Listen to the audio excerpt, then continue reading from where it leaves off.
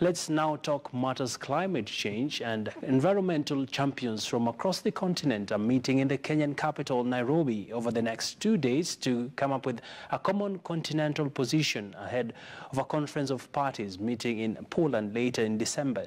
During the first day of the meeting, the Economic Commission for Africa and partners pledge to continue supporting Africa's quest for inclusive and climate-resilient development.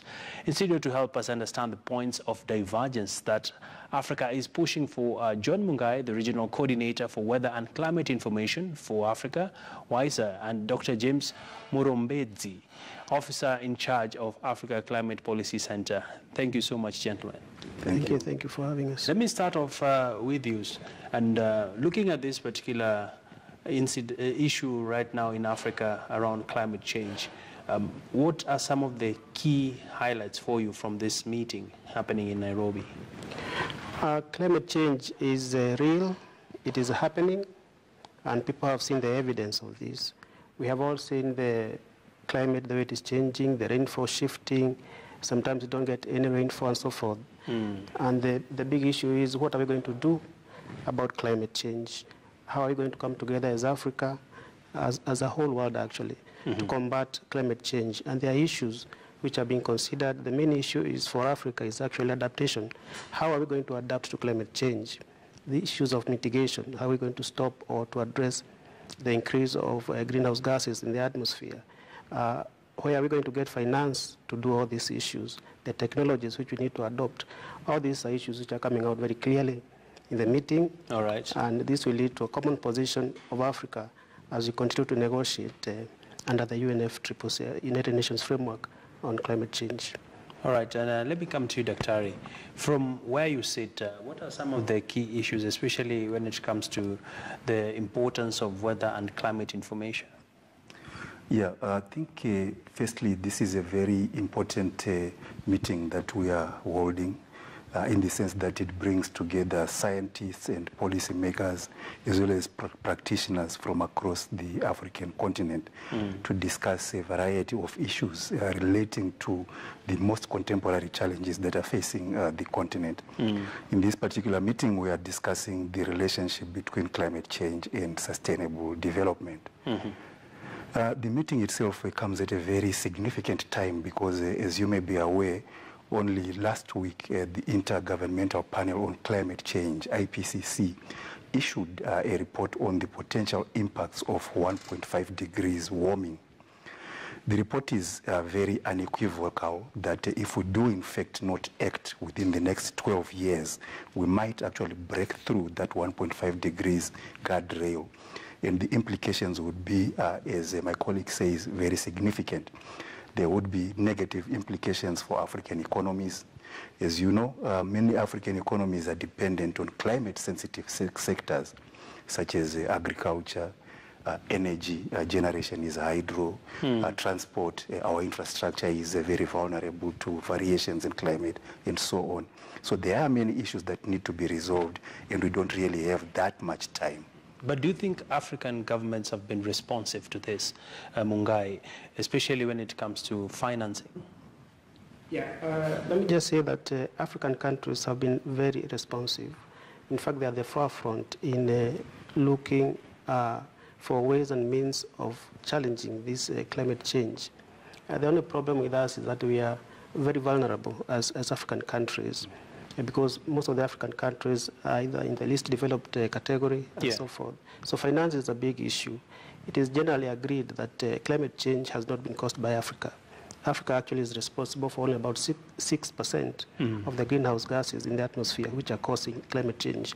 And it is generally agreed again that the countries which are responsible for this, mainly in the north and so forth, should be able to pay for the cleanup and for adaptation, because even if we stop all the industries right now, climate will still continue to change, so we need to adapt. And we need money to adapt our agricultural systems, our transport systems, our infrastructure. Finance is key. So there have been funds, international funds, climate funds, which African countries, including our own country, Kenya, are supposed to go to with projects so that they can implement those projects to ameliorate this climate issues which are happening right now. Quite insightful. And let me throw it back to you. As much as we are seeing African governments being responsive towards funding climate mitigation, we're also seeing scientific findings coming out, but are we implementing them as it should be? And what are some of the barriers? Yeah, there are many barriers to the climate response, both in Africa and globally. The first major barrier is that, in fact, climate change is a big economic issue. And much of the mitigation that needs to happen means changing from carbon-intensive production technologies, distribution technologies, even changing the way we consume goods and services to greener ways of doing a business. The cost of those transformations is very high. The technology is not present in the continent, or where it is present, it is not sufficient. And the capacity to support those transitions also is very limited on the continent. All of these are linked to the finance questions that Mungai is also raising. So that's one set of challenges that we face.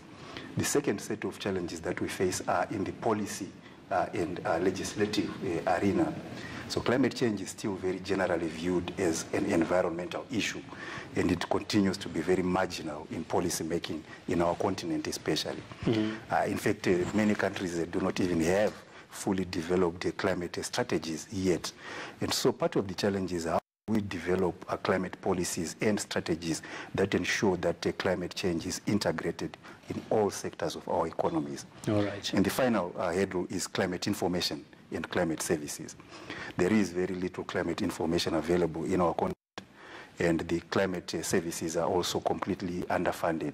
And this is one of the intentions of the WISER program, to help the continent to produce sufficient climate information, but to also use it to support policy and legislation. All right. Mungai, let me allow you to give us the closing remarks. What is that one thing you'd like to see coming out of this conference? And of course, over and above, many people arguing that the conferences are mainly a talk shop where people just talk, take notes, and it's a wrap. What should we expect? Just to add on to what Dr. Mrombezi has said, climate information services is key if we are to adapt to climate change. All the sectors of the economy depend on weather and climate in one way or the other. And because it is so important, here in Kenya, if you can bring us back home here, the president chairs the Council on Climate Change. So it is being considered at very high levels. The president, by the way, chairs only three things: Cabinet, Security Council, and also the climate change. So that's how high it is considered. And because if we don't take care of climate, we are going to be in trouble in the long run. And that is why it is being considered so high. So the Department for International Development of the UK has stepped in to help the countries in East Africa by providing about 35 million sterling pounds to help us in improving our accuracy, to improve the access of weather and climate information to the people, especially the farmers, and to help the uptake of this information. Because by so doing, then the farmers and everybody else who uses the fishermen and so forth are going to be in a better position to cope with the changing climate and the changing weather. Yeah. Thank you so much, Mr. Mungai and Doctor, for giving us some great insights into this conversation. And we cannot exhaust this in one sitting, and we definitely look forward to engaging with you in the coming days. Sure. Thank you very much for having us.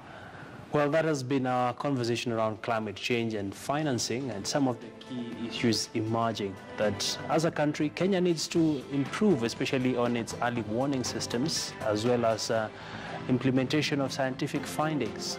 Well, that's why we wrap it up on the business show this afternoon. My name is Abia Gina.